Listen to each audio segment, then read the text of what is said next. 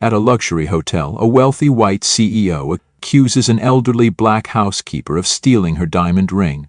In front of stunned guests in the lobby, the CEO explodes with rage, demanding the woman be fired, arrested, and forced to pay compensation. But when the police arrive, so does the truth. With clear, undeniable evidence, it turns out the CEO is about to lose far more than just a ring, and it's a lesson she'll never forget. Before we dive in this story, let us know where you're watching from. We love to hear your thoughts. The Ellington Grand Hotel stood like a monument to old-world luxury in the heart of Charleston. Its marble floors gleamed under golden chandeliers, and its tall darkwood doors opened with a soft, deliberate hush that only expensive hinges could make. Behind the reception desk, uniformed staff moved with well-rehearsed grace. There were no loud greetings, no forced smiles, only the quiet, confident service that came with decades of practice and reputation. It was just after 4 p.m. when the revolving doors turned and Victoria Hale stepped through. She wore a beige power suit pressed to perfection. Her platinum blonde hair was pulled into a sleek low ponytail, the kind that cost $300 at a salon in Manhattan. Her heels tapped across the floor, not rushed, not hesitant, just loud enough to announce that she believed the world owed her attention. At 30, Victoria had founded and sold 2 tech companies. She was rich, brilliant, and very aware of both. Her sharp jawline, flawless makeup, and icy eyes gave off the impression that she never apologized, and rarely had to. Victoria stopped in front of the marble counter and dropped her Louis Vuitton weekender with a thud. Without looking up, she pulled out her phone and began scrolling. Her voice, flat and impatient, cut through the low lobby chatter. "I have a reservation under Hale Victoria, VIP suite." The concierge offered a trained smile. "Yes, ma'am, we've been expecting you." At that exact moment, Ruth Ellington stepped out from a side hallway. Ruth wore the deep navy blue uniform of the hotel's guest services team, her silver-streaked hair tucked neatly into a bun under her cap. She was 55 years old, with a tall frame and a quiet dignity in the way she walked, shoulders back, chin level, hands gentle but precise. Her face bore soft lines, not from bitterness but from a life of listening more than speaking. She had been called ma'am by tourists, miss by those trying to be polite, and worse by those who thought her skin color made her lesser. Ruth stepped up to collect the luggage, her smile polite, warm even. "Welcome to the Ellington Grand, Miss Hale. If you'd like, I can escort you to your room and carry your bag." Victoria looked up. For a full second, she said nothing. Then her eyes dropped to Ruth's name tag, then to her dark hands resting on the leather handle of the weekender. She narrowed her eyes and raised a single, perfect eyebrow. "I'm sorry," she said, her tone laced with something cold. "Do you normally assign her to handle VIP guests?" The lobby grew just a little quieter. Ruth's smile didn't falter, but her hands relaxed slightly on the bag. She knew this tone. She had lived through this tone. "Yes, ma'am," Ruth said calmly. "I help where I'm needed." Victoria let out a soft, humorless laugh, then turned to the concierge. "I'm fine with any staff, but this is a 5-star hotel. I didn't come all the way from New York to have my things handled by—" She stopped herself. The words were there, loud in her silence. Ruth didn't move. She didn't frown. Her voice remained level. "We treat all our guests with the same care, Miss Hale, and I assure you your belongings are in good hands." Victoria hesitated for just a moment, realizing she couldn't object without sounding overtly bigoted. She pursed her lips, rolled her eyes with calculated exaggeration, and snatched her phone again. "Fine, whatever, just don't scratch the bag." Ruth nodded once and picked up the weekender. It wasn't heavy. It was never about the weight. It was about the way people looked at you when they thought you didn't belong. As she led the way toward the elevator, Ruth didn't look back. She didn't need to. She'd seen women like Victoria before, polished, powerful, and terrified of anything that challenged their idea of control. She could feel the woman's gaze burning into her back. Ruth didn't walk faster. She just walked forward, quietly, professionally, like she had for 30 years. And Victoria followed, heels clicking, jaw tight, eyes sharp. She was already thinking about the review she'd leave. She'd make sure someone got talked to. What she didn't know, what she couldn't know yet, was that she had just insulted the woman whose name was on the deed to every tile in that lobby. And that wasn't just a bellhop. That was the owner? But Ruth said nothing. She wasn't here to defend herself. Not yet. The hallway on the 12th floor of the Ellington Grand was quiet and thick with the scent of lavender polish and aged wood. The carpeting underfoot was a deep burgundy with golden patterns running like vines, absorbing footsteps into silence. Every few paces, a soft sconce cast a cone of warm light on polished crown molding, giving the entire corridor the feel of an old private library, not a hotel. Ruth walked slowly, not because she was tired, though she had been on her feet since 6 a.m., but because she had learned that a measured pace calmed tense situations. She pushed the luggage cart ahead of her with practiced grace, stopping in front of suite 1202. The gold numbers shimmered slightly in the hallway light. It was the largest suite on the floor. Full corner windows, a private sitting area, and a master bath that some guests had called spiritual. Behind her, the clicking of Victoria's heels grew louder. Sharp, impatient steps that matched the tension in her voice earlier. Victoria Hale didn't stroll, she advanced, like someone walking into a room expecting it to rearrange itself around her. And in her mind, maybe it should. As Ruth opened the door and pushed the cart in, the lights flickered on automatically, revealing a space that gleamed. Ivory furniture with brass legs, a glass coffee table that looked untouched, curtains drawn back to reveal the Charleston skyline bathed in the golden tones of late afternoon. The air conditioning gave a low hum, cool but not cold. Ruth stepped inside, moving to set the luggage by the closet. She checked the corners of the room with a quick, subtle glance. Just making sure everything was where it should be. Clean, straight, welcoming. The tablet on the nightstand gives you full room service access, she said, her voice soft but clear. Towels will be refreshed in the morning, but if you'd prefer evening service, just tap the housekeeping button. And we've left complimentary fruit and champagne in the fridge. Victoria didn't answer. She was walking the room slowly, circling like a buyer in an open house. Except her expression didn't show curiosity. It showed suspicion, distrust. She reached the minibar and yanked it open. The door creaked faintly as the cold air spilled out. "Did you touch anything in here?" she asked sharply. Ruth turned, her hands folded in front of her. "No, ma'am." Victoria slammed the door shut and narrowed her eyes. She walked past Ruth toward the thermostat. Her designer heels made no effort to soften on the marble. After a few irritated taps on the digital screen, she waved a hand toward Ruth. "It's freezing in here. Fix it." Ruth stepped closer, keeping her movements small, deliberate. She extended a finger to the screen, adjusted the settings down by 2 degrees. The unit clicked as it began to shift. But as she moved, Victoria took a sudden step back and raised her voice. "Don't touch me." Ruth's hand froze in the air. "I wasn't, ma'am," she said, turning slowly to face her. "Just adjusting the temperature." "I said don't," Victoria snapped. "I don't know where your hands have been." The words hit the air with force, too sharp, too sudden. They echoed for a second in the silence that followed. Ruth stood still, her hands now folded again in front of her, palms pressed lightly together, as if holding something unseen. Her posture didn't change, but her breath shortened just slightly. She looked Victoria in the eye. Not to challenge, not to plead, just to make it clear that she had heard her. "Would you like me to call another staff member to assist you, Miss Hale?" she asked calmly. "Oh, don't play that game," Victoria said, waving her off.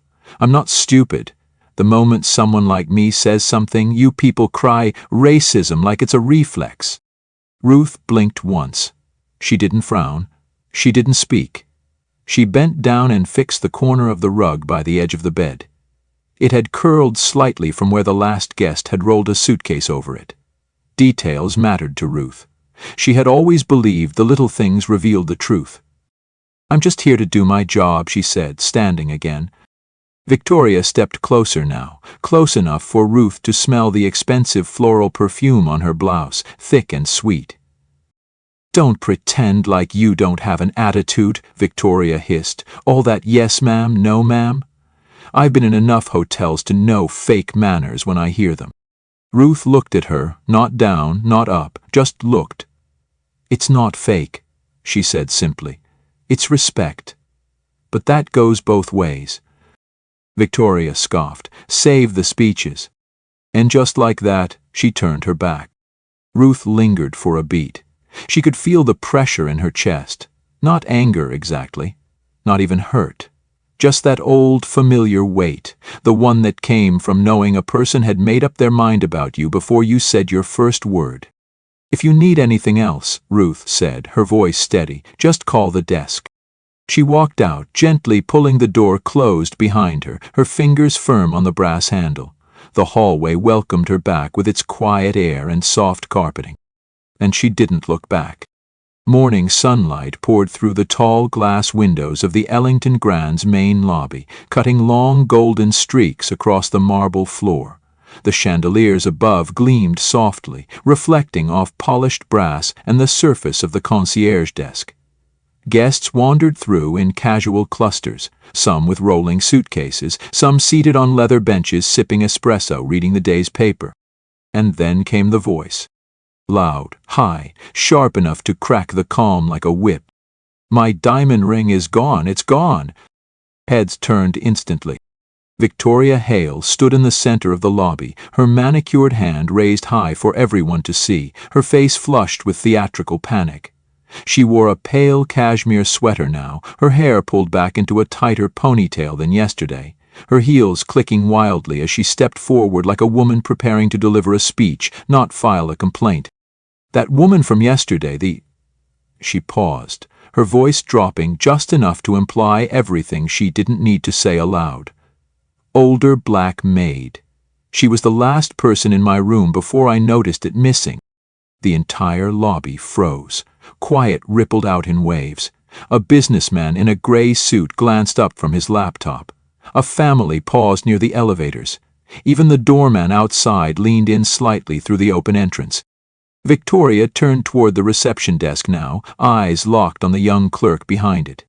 I want her fired, do you understand me? She barked. And I want $5,000 reimbursed today before I call the police and drag this into the press. The clerk swallowed hard, his voice caught in his throat. Miss Hale, please, if you'll just give us a moment. No, she snapped, there is no moment. I'm not some nobody you can brush off. That woman stole from me and you let it happen. Where is the manager? A voice spoke calmly from behind the desk. Amir. Ruth had stepped out from the side hallway.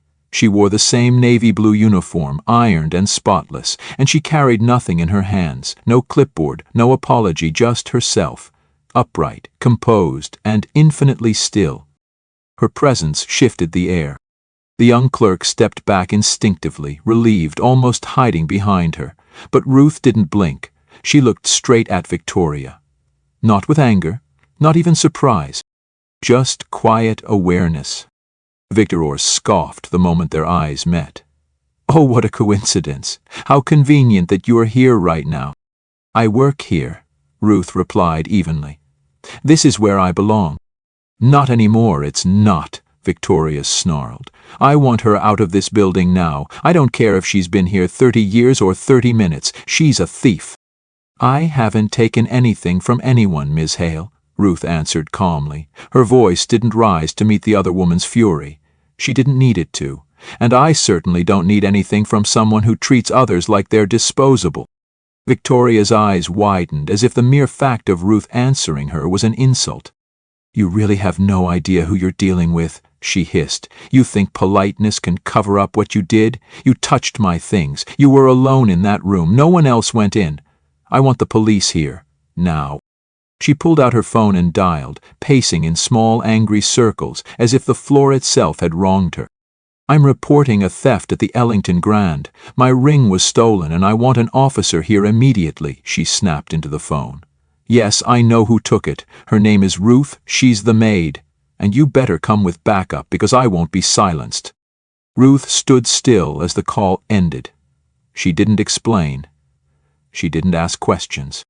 She just looked at the people gathering around the edges of the lobby, the guests pretending not to listen, the concierge pretending to be busy, the bellhop frozen halfway toward the elevator with a cart full of luggage. Then, through the glass doors, 2 patrol officers entered, their badges catching the light.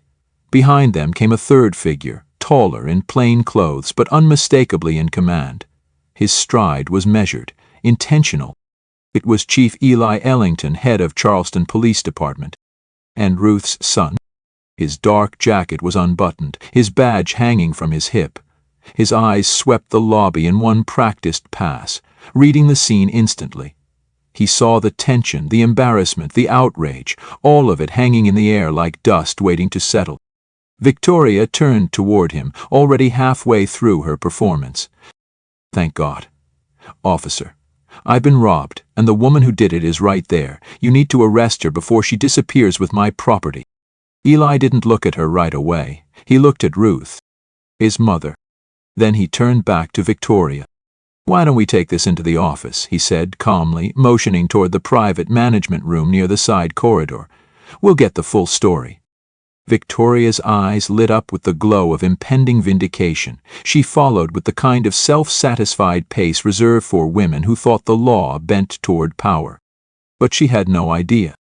She had just called the police on the mother of the chief. And the truth? It was already waiting. The small security office at the back of the Ellington Grand was nothing like the rest of the hotel. There were no chandeliers here, no velvet curtains, just a bare wall, a humming control panel of monitors, and a rectangular table with chairs that didn't invite comfort. It smelled faintly of old paper and static electricity, the kind of room built for facts, not feelings. And today it was about to become a courtroom. Chief Eli Ellington stood near the monitor rack, his broad shoulders still, one hand resting gently against his chin. He wasn't just watching the screens. He was studying, calculating. The soft rhythmic click of the hotel security manager's mouse was the only sound in the room as they moved through timestamp after timestamp, minute by minute, peeling back the layers of a lie. Victoria Hale sat across the table, her posture straighter than before, arms still tightly crossed. Her earlier confidence had melted into something tense, something defensive. Her lips pressed into a thin line, jaw clenched, eyes darting toward the door every few seconds like she might still find an exit, any exit, from what she'd started.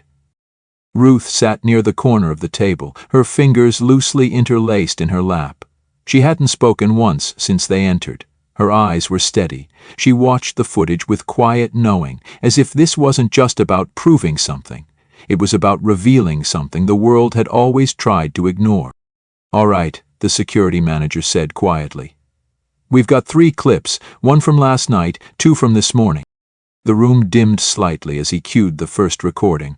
Hallway cam, 12B9, 25 p.m. yesterday. On screen, the grainy footage showed Ruth exiting Suite 1202. Her back straight, no hurry in her step. Her hands were empty, no bags, no coat, no trace of anything tucked away. She walked to the elevator, waited calmly, and disappeared inside when the doors opened. Eli didn't say a word, he just nodded once. The second clip rolled.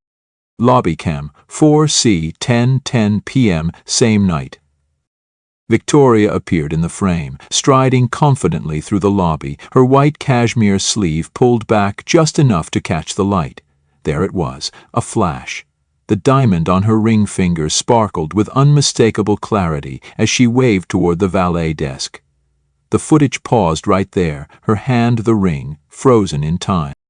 "That was after your room was serviced," Eli said finally, his voice calm but layered in steel. "After you claimed the ring was gone." Victoria shifted in her seat. Her fingers fidgeted, her eyes narrowed at the monitor. "That doesn't prove I didn't lose it after that," she said. "I didn't notice it missing until this morning." Eli glanced at the manager. "Let's go to the next clip." The final footage loaded, a clearer camera, higher resolution. The elevator cam, 7:46 a.m. this morning. Ms. Hale exiting her suite, heading to the lobby for breakfast. The image was sharp, crystal clear. Victoria stepped into the hallway, adjusting the strap of her purse. her phone in one hand, and there again, the ring. Her left hand glinted under the ceiling lights as she tapped the elevator button. Her face looked rested, unaware. "Still wearing it," Eli said quietly. The video continued. Victoria entered the elevator. She pressed the ground floor. The doors closed. The next frame cut to the lobby cam again. Same timestamp, 7:48 a.m. And now, no ring. Nothing on her hand. Eli turned to look at her directly. "You lost the ring in the elevator, Ms. Hale, not last night, not during turn-down service, not anywhere near my mother." Victoria's mouth dropped open slightly. She blinked fast, stunned, almost offended, not by what the video showed, but by the fact that it showed so much. I didn't know your cameras were that." She stopped. "Clear?" Eli finished for her. "Yeah, they are. Most people think hotel cameras are grainy and unreliable. They're not here." Victoria's voice shrank to a whisper. I guess I got confused." "No," Eli said, standing straighter now. "You didn't. You knew you hadn't been robbed, but you chose to accuse someone anyway. You chose to humiliate her, to stand in the middle of the lobby and shout her name, demand money, demand she be fired. You weaponized your assumption like a weapon. And you pointed it at the wrong woman." Victoria tried to speak, but no sound came out. Eli turned to the two uniformed officers who had been standing silently by the wall. "Place her under arrest. Filing a false report, public defamation, attempted fraud." The officers stepped forward. Victoria's body jolted back instinctively. Wait, no, this isn't... I didn't mean..." she stammered, hands raised. But the cuffs came anyway. Cold steel. One wrist, then the other. As the officers turned her toward the door, she looked around the room, desperate for something, sympathy, an ally, anything, but found only silence. Ruth didn't move. She didn't smile, she didn't gloat. She just watched with the quiet power of someone who had learned long ago that dignity, once tested, doesn't shout. The door opened to the hallway. And there they were. A cluster of guests and hotel staff, all gathered just beyond the glass. Some with arms crossed, some with phones discreetly recording, others whispering beneath their breath. The same people who had watched Victoria rise with arrogance now watched her fall in handcuffs. She looked down. And for the first time since walking into this hotel, Victoria Hale was quiet. The lobby of the Ellington Grand was quieter now, but not silent. Voices still whispered near the leather seating alcoves. A few guests leaned casually near the marble balustrade on the second-floor overlook, pretending to check their phones while sneaking glances toward the exit. The warm afternoon light spilled through the grand windows like golden silk, casting soft shadows across the floor, but the tension still hung in the air like smoke that hadn't yet cleared. Ruth Ellington stood beside the front desk, her back straight, one hand resting gently against the edge of the polished wood. Her posture hadn't changed in the past 20 minutes, not because she was frozen, but because she didn't need to move. She had already stood her ground, already endured the eyes, the raised voice, the accusation. She didn't need to explain who she was anymore. The truth had done it for her. And now, that truth was walking out the front door, in handcuffs. Victoria Hale stumbled slightly as the officers led her down the last few marble steps toward the waiting squad car. Her hair had begun to fall from its careful style, her breath coming in short, uneven puffs, as if it was just now dawning on her that the cameras in this hotel hadn't just caught her hand, her ring, her timeline. They'd caught her. Every word, every lie, every entitled gesture. One guest, a woman in her 60s wearing a silk scarf and pearls, shook her head quietly as Victoria passed. Another man in business attire whispered, "That's the CEO from the event upstairs." Two hotel staff members near the bell cart exchanged a glance of silent understanding. No one said it aloud, but the verdict had already landed. The fallout had begun. Near the grand double doors, Eli stood with his arms folded, gaze locked on the retreating figure of Victoria being guided into the back of the cruiser. His face remained unreadable, his jaw tight, but not with anger. Just the grim finality of a man who had watched one too many people think power made them untouchable. He didn't speak until she was in the car and the doors had clicked shut. Only then did he turn, slowly, walking back into the lobby, his steps measured, deliberate. "You all right?" he asked quietly, stopping in front of his mother. Ruth's eyes followed the squad car as it disappeared through the front gate. Then she looked up at her son, her voice soft but firm. "I've been all right," she said. "It just took everyone else a little longer to catch up." Eli allowed the corner of his mouth to twitch upward, just for a second, then it vanished. His gaze lifted toward the handful of guests still watching, and he stepped forward to address them, not like a police officer enforcing order, but like a man ensuring truth echoed louder than rumor. "For those of you who witnessed this morning's incident," he said, voice clear and steady, "let me be absolutely transparent. There was no theft, no crime. A false accusation was made against a member of the hotel staff, my mother, and that accusation has now been disproven beyond doubt. The individual responsible has been arrested and charged accordingly." He let the words land, let them settle into the marble, the velvet, the gold. "This hotel," he continued, "was built on dignity, not decoration, and no one, no matter how important they think they are, gets to come in here and tear that apart." Ruth didn't need applause. She didn't need to be consoled or praised. She just turned quietly and stepped away from the desk, walking back toward the hallway that led behind the scenes, past the polished veneer of chandeliers and grand piano music, toward the places where linens were folded, dishes washed, beds remade. That was where her people worked, and that was who she worked for. A staff member, young, nervous, eyes wide, stood at the edge of the hallway as she passed, not sure whether to say something or stay silent. Ruth paused beside him. "Back to work," she said gently, with a hint of a smile. "These rooms don't clean themselves." And she walked on, steady as ever. But what none of them saw, what only Ely caught as he lingered near the front desk, was the man in the gray suit near the bar, quietly tucking a printed contract back into his leather folio. He had been in the hotel for a deal, a partnership potentially. He was one of those high-level executives rarely impressed by decor or wine lists. But what he'd just witnessed? That stayed with people. He glanced toward the front, toward Eli and the quiet woman with grace in her step and steel in her voice. Then he stood, buttoned his jacket, and made a call. "We'll go with the Ellington," he said into the phone. "It's the kind of place that knows who's actually in charge." And in the end, that was the story. Not about a ring, not about a line, but about a woman who didn't need a spotlight to prove her worth. Because she never stopped walking in truth. And truth always arrives, right on time.